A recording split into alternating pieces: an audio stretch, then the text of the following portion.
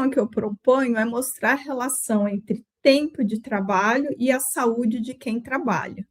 E esse olhar, ele é muito importante porque o tempo de trabalho, pensando a sua duração, distribuição e intensidade, é um fator determinante na organização e na gestão do trabalho. Por sua vez, nós sabemos que o trabalho pode gerar satisfação, realização e prazer, mas também pode resultar em sofrimento, em mal-estar, em doenças, em acidentes, a depender da forma como ele é organizado e gerido, como ele é legislado e negociado. Bom, para realizar essa discussão, eu analiso o tempo de trabalho a partir do ponto de vista científico, claro, mas também político, não é? Porque a gente sabe que, do ponto de vista histórico, enquanto a classe trabalhadora resiste a dedicar, não é, o seu tempo de vida ao trabalho, por outro lado, não é, o capital busca se apropriar cada vez mais do tempo do trabalhador, seja intensificando esse tempo, seja controlando cada vez mais, seja se opondo à redução da jornada de trabalho, ou mesmo ampliando a jornada de trabalho, de uma forma explícita, né, como é o caso da hora extra, mas também de muitas formas implícitas, né? Por essa a gente vê essa pressão crescente pelo aumento da disponibilidade e da conexão com o trabalho. Então, se a gente analisa desses dois pontos de vista, a gente consegue entender como hoje, na sociedade brasileira, apesar de uma inovação tecnológica tão importante, apesar dos estudos já mostrarem que o excesso de trabalho prejudica a saúde, nós continuamos, não é, a ter uma longa jornada de trabalho. Então, a gente sabe que para a gente conseguir alterar essa situação, só realmente a partir de muita mobilização e muita pressão. Então, a ideia dessa discussão é justamente contribuir, não é, por um importantíssimo movimento que nós estamos vivenciando, que demanda a redução do tempo de trabalho e a mudança na sua forma de distribuição com o fim, né, da absurda escala 6x1.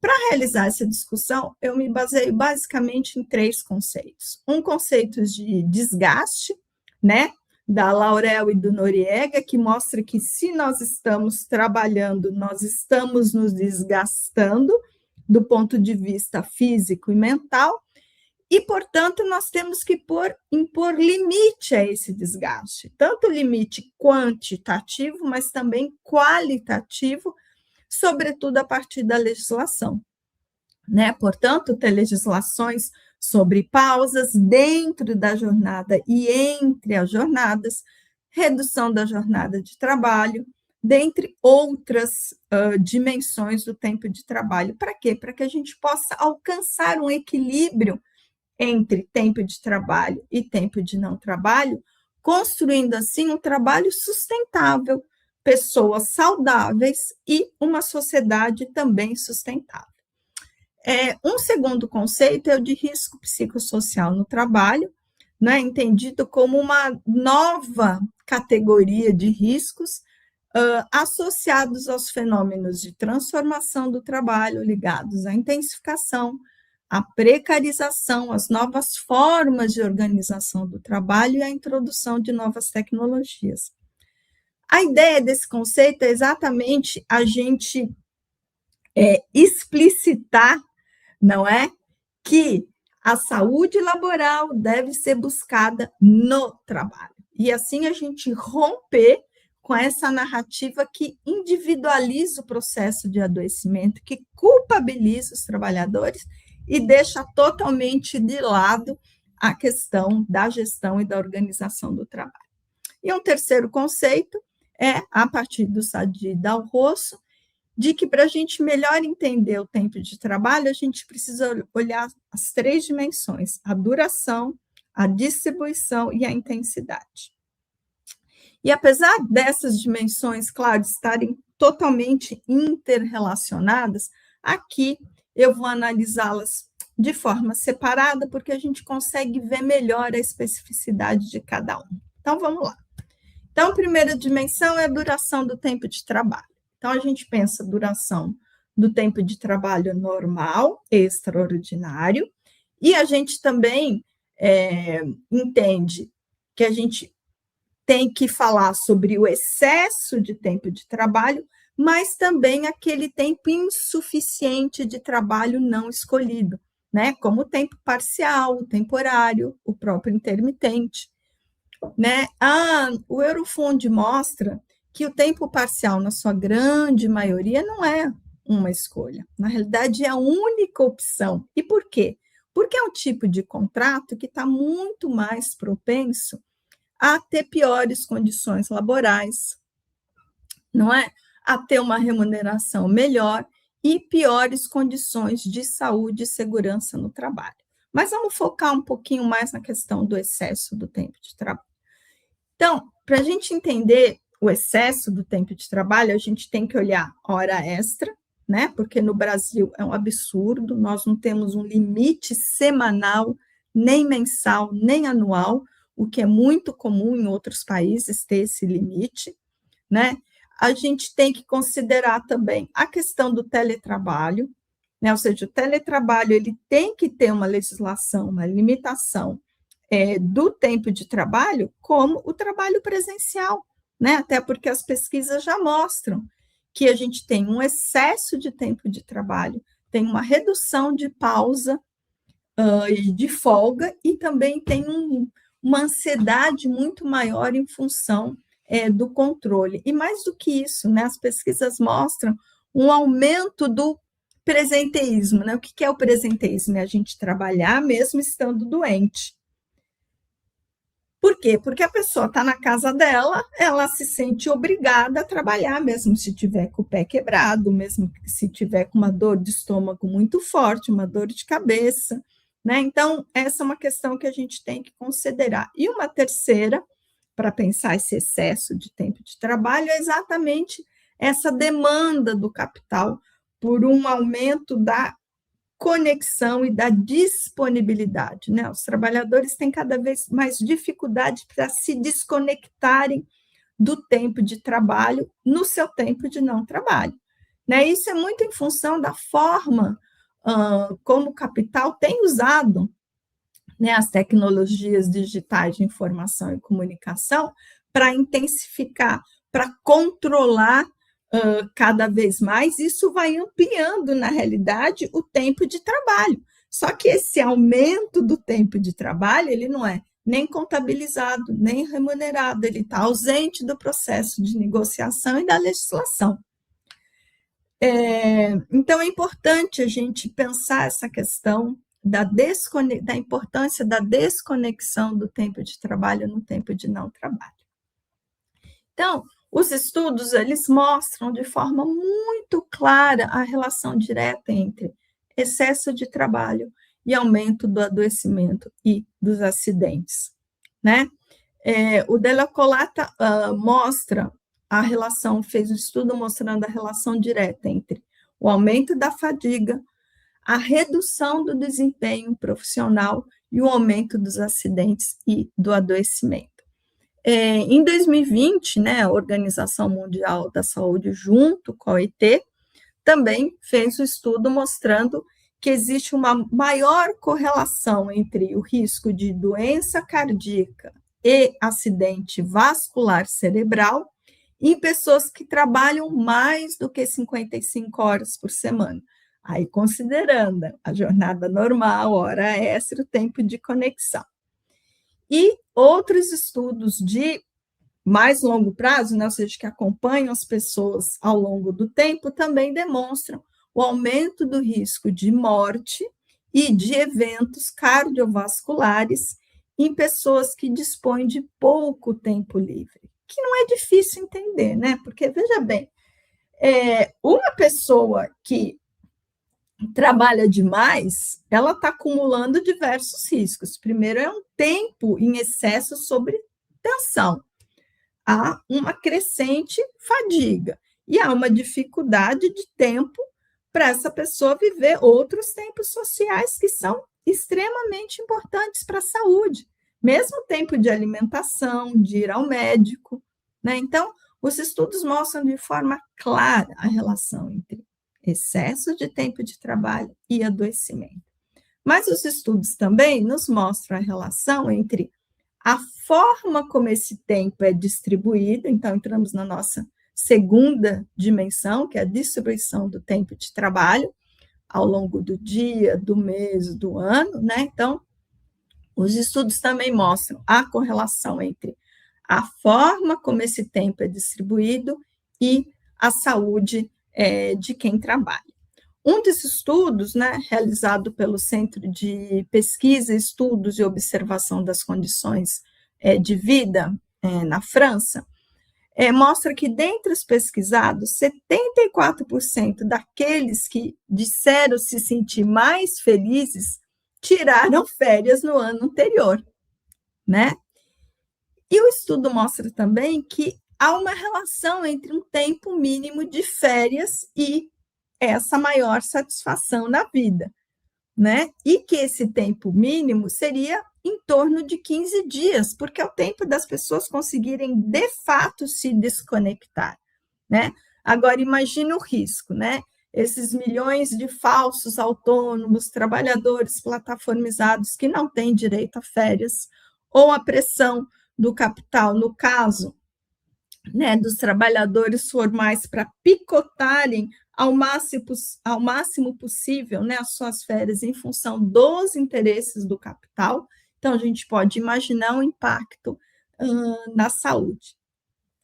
As pausas dentro da jornada também cumprem um papel muito importante em relação à saúde, né? Um dos estudos do Soares, né, mostra que o intervalo mínimo, gente, de 5 minutos a cada hora, né, para aquelas pessoas que trabalham em pé ou numa única posição, ou fazendo movimento repetitivo, ou carregando peso, que esses 5 minutos têm um papel importantíssimo na redução do desconforto, né, e também possibilitando que as pessoas atendam às suas necessidades fisiológicas, como beber água, ir ao banheiro.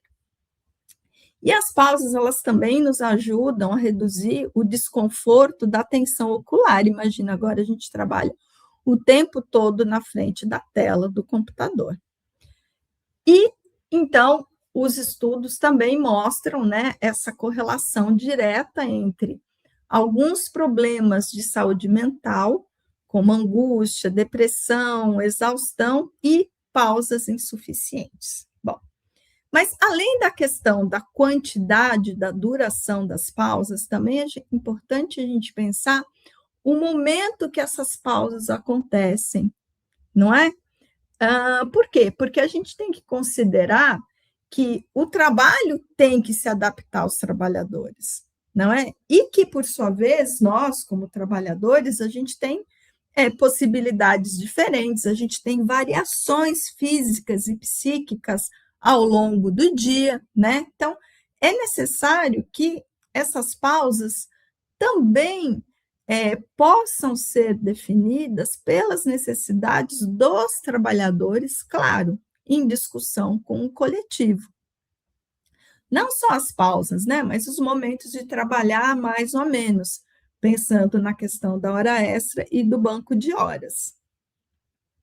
E, além disso, essa questão da autonomia, ela também possibilita que o trabalhador tenha uma maior previsibilidade sobre quando ele vai trabalhar ou não, que, por sua vez, possibilita que ele consiga melhor organizar os seus compromissos no tempo de não trabalho, o que também gera, claro, satisfação e saúde. Então, o que a gente está querendo dizer é que o tempo, a distribuição desse tempo de trabalho, ele não pode ser definido exclusivamente como tem sido feito pelas necessidades do capital, né? E também a gente tem que cuidar se a gente acha que todas essas definições de distribuição podem ser unicamente objeto de negociação coletiva. A gente sabe que a relação né, que o trabalho e o capital têm um poder muito desigual. Então, é necessário que uma parte importante dessas definições estejam na legislação, né? E a gente tem que lembrar que essa insegurança em relação ao tempo de trabalho, ele está presente, né, no contrato de trabalho por tempo indeterminado, mas ele ainda está mais presente, por exemplo, no tempo intermitente e no trabalho em empresas plataforma, né?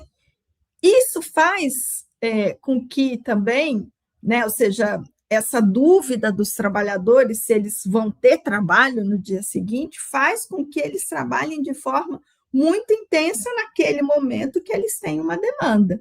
E claro que isso é muito prejudicial para a saúde, né? Então, essa é uma discussão muito antiga, né? Se a gente pensar lá, o Segrist, ele já falava que a falta de autonomia, não é? Nesse caso aqui, pensado em relação à distribuição do tempo de trabalho, ele acentua o estresse e leva ao aumento do adoecimento e dos acidentes. Por outro lado, né, é bom a gente frisar que a possibilidade do trabalhador influenciar e decidir, não é? O momento que ele tem uma pausa, ou que ele vai trabalhar mais ou menos, né? O poder de agir, como salientado pelo Yves Clos, é um elemento que nos traz saúde. Agora, é claro, né, gente, não adianta a gente conquistar 100% de autonomia para definir ali as pausas se o excesso de trabalho, se há um excesso de trabalho, né? Então, a gente tem que entrar na nossa terceira dimensão do tempo de trabalho, que é a intensidade, né? O que seria a intensidade? É o nosso esforço, é o nosso dispêndio de energia física, mental e emocional durante um período de tempo, né? Ou seja, e a gente tem percebido que nos últimos tempos tem havido uma intensificação do tempo de trabalho, né? Que é um outro fator de risco psicossocial. E essa intensificação, ela tem sido fruto de uma combinação de fatores, né? Então, maior ritmo, maior densificação, redução das pausas, multiplicação das tarefas, multifuncionalidades, prazos cada vez mais rígidos e curtos, pressão para que a gente tenha uma reação cada vez mais imediata. E um dos principais fatores, né, que tem sido apontados dessa intensificação do tempo de trabalho é a gestão por metas e objetivos, né? Que no Brasil a gente conhece muito bem a partir da nossa PLR, né? Participação nos lucros e resultados. Isso foi uma sacada maravilhosa do capital, né? Para intensificar o trabalho, e isso tem gerado uma intensificação muito grande, né? Porque essa é a intenção do capital, né? Fazer com que a gente produza cada vez mais num tempo cada vez menor, né? E essa gestão por metas, ela está presente, inclusive, naquelas categorias profissionais que antes a gente via que tinha muito mais autonomia no trabalho. Então, essa é uma questão muito importante, né? Uma das raras pesquisas realizadas no Brasil, inclusive pelo professor Sadi Dal Rosso, né, revela que em torno de 40% dos entrevistados relata que o trabalho está mais intenso nos últimos anos. E, olhando especificamente, né, a participação nos lucros e resultados, 57% dos trabalhadores dizem que o trabalho está muito mais intenso em função da PLR. Então, acho que é importante a gente entender essa relação, né? A própria enquete europeia sobre condições de trabalho mostra a relação, né? Mostra o impacto negativo da intensidade do trabalho no bem-estar dos trabalhadores, sobretudo, como a gente já falou, naquelas situações em que o trabalhador tem pouca autonomia, né? Por quê? Porque quando há uma pressão muito importante no trabalho, o trabalhador ele fica em dúvida se ele vai atender às metas ou se ele vai realizar o trabalho da forma que seja melhor para a sua saúde, né? Na maior parte das vezes, ele vai acabar realizando o trabalho para atender às metas, né? E a intensificação do trabalho, ela também impede, né? O excesso de demanda também impede que os trabalhadores possam adotar práticas indispensáveis para preservar a sua saúde.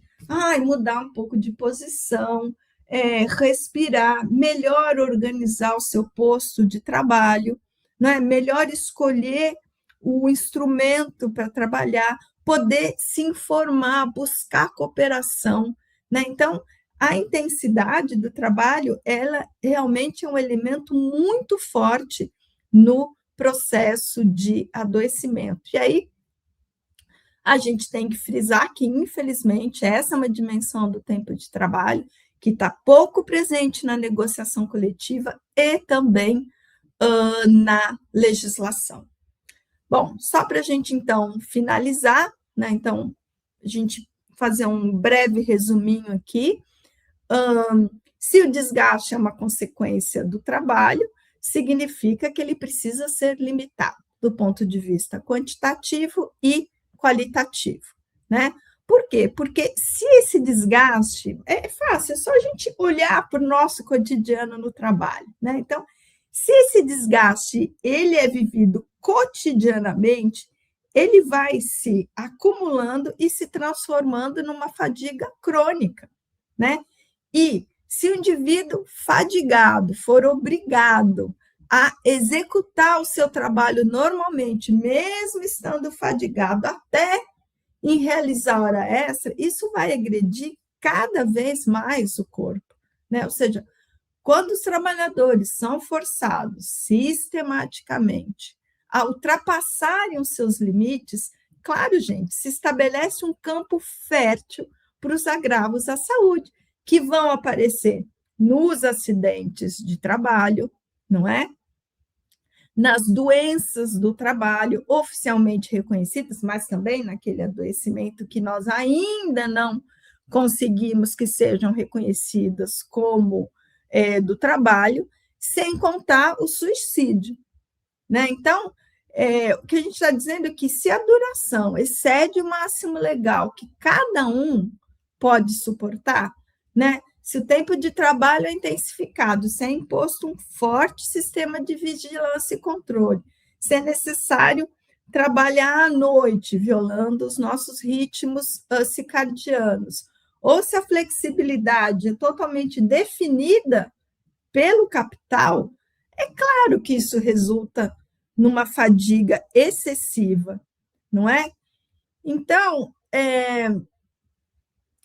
o que a gente tem que pensar é que a gente tem que barrar e limitar essas ações do capital, né? Porque se a gente não limita, o capital não tem freios, né? E, de novo, considerando a relação assimétrica entre trabalho e capital, a gente sabe que a maior parte dessas limitações precisam estar previstas na legislação. A gente não pode deixar tudo para a negociação coletiva, até porque, se fosse suficiente, nós já teríamos uma redução da jornada, nós já teríamos o fim da escala 6x1, não é? Então, o que a gente tem que pensar é que o direito à limitação e à redução da jornada de trabalho, ao efetivo descanso, ao controle da intensidade e da distribuição do tempo de trabalho, né, eles possibilitam que a gente tenha vida de qualidade além do labor e um trabalho com qualidade e produtivo, né? Ou seja, mesmo que o trabalho seja um direito fundamental, ele não pode excluir o direito ao descanso, ao lazer, ao convívio familiar e social, ou seja, ao direito de não trabalho.